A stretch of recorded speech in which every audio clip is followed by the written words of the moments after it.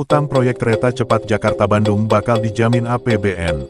Hal ini bisa dilakukan setelah Menteri Keuangan Sri Mulyani menekan Peraturan Menteri Keuangan PMK Nomor 89 Tahun 2023 tentang tata cara pelaksanaan pemberian penjaminan pemerintah untuk percepatan penyelenggaraan prasarana dan sarana kereta cepat antara Jakarta dan Bandung.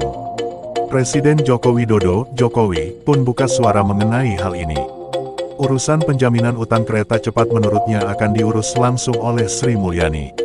Semua ditanyakan ke Bu Menke, kata Jokowi di stasiun kereta cepat Padalarang, Senin, tanggal 2 Oktober tahun 2023. Sebelumnya, Sri Mulyani sudah pernah membeberkan mengapa pemerintah menjamin utang proyek kereta cepat Jakarta-Bandung. Jaminan sendiri diberikan sebagai langkah penanganan terjadinya cost overrun atau bengkak biaya proyek kereta cepat.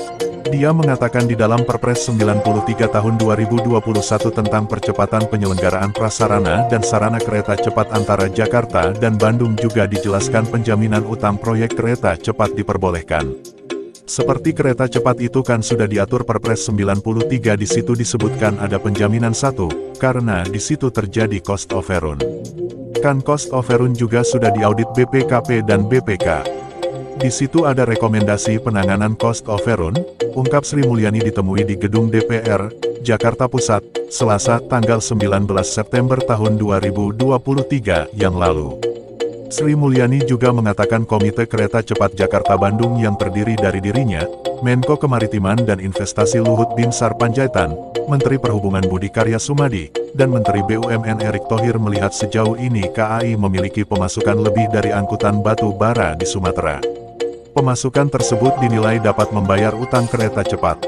Dengan begitu, pemerintah yakin penjaminan yang diberikan untuk penarikan utang kereta cepat tidak akan membebani APBN. Dari sisi risiko kita ada dalam Komite Kereta Cepat terdiri dari Pak Luhut, Menhub, Menteri BUMN, dan Menteri Keuangan, menetapkan PT KAI memiliki tambahan pendapatan berasal dari trafik batu bara yang ada di Sumatera, dengan PT BA. Dari situ akan dapat revenue atau pendapatan yang menjadi sumber PT KAI untuk memiliki kekuatan keuangan untuk membayar kembali, beber Sri Mulyani.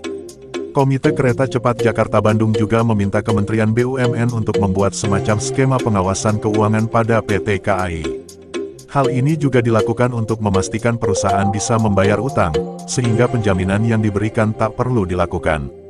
Kedua, kita juga minta ke Kementerian BUMN membuat semacam mekanisme monitoring mengenai kondisi keuangannya dari PT KAI, termasuk monitoring cost and revenue dan membuat sinking fund yang mampu menjaga agar penjaminan itu tidak terrealisasi, ujar Sri Mulyani. Sri Mulyani juga mengatakan PT PI sebagai instansi penjamin dari Kemenkeu akan diperkuat struktur modalnya untuk menjamin utang kereta cepat. Pembiayaan proyek kereta cepat Jakarta-Bandung membengkak. Kereta cepat Jakarta-Bandung awalnya diestimasi hanya memakan biaya 5,5 miliar dolar, kemudian membengkak jadi 5,8 miliar dolar dan meningkat lagi jadi 6,07 miliar dolar.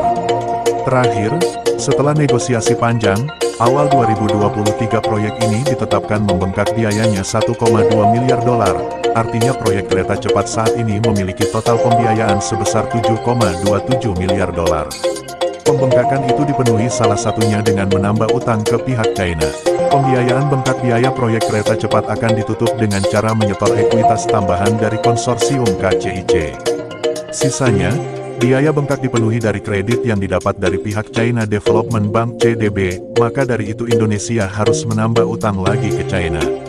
Menurut perhitungan Wakil Menteri BUMN Kartika Wirjoatmojo, kemungkinan tambahan utang yang dilakukan ke CDB jumlahnya mencapai 550 juta dolar atau 8,5 triliun rupiah. Angka itu didapatkan dari porsi pinjaman sebesar 75% dari total biaya bengkak 1,2 miliar dolar. Dari besaran 75% itu, dibagi lagi porsi Indonesia sebesar 60%, sementara China 40%. Dari situlah angka pinjaman sebesar 550 juta dolar yang diungkapkan Kartika didapatkan. Porsi loan itu sekitar 550 juta dolar. Peminjamannya sedang kita ajukan ke CDB, ungkap pria yang akrab disapa Tiko itu di Gedung DPR RI, Jakarta Pusat, Senin, tanggal 13 Februari tahun 2023 yang lalu. Nah, selain menambah utang, pemenuhan biaya bengkak kereta cepat dilakukan dengan cara melakukan setoran ekuitas ke KCIC. Nominalnya 25% dari total biaya bengkak 1,2 miliar dolar. Pemerintah sudah menyuntikkan penyertaan modal negara PMN 3,2 triliun rupiah ke PT Kereta Api Indonesia, Persero, atau KAI untuk memenuhi porsi ekuitas konsorsium Indonesia di KCIC. KAI sendiri merupakan pemegang saham terbesar konsorsium Indonesia di KCIC. Perusahaan kereta api itu bisa dibilang memimpin konsorsium Indonesia di KCIC.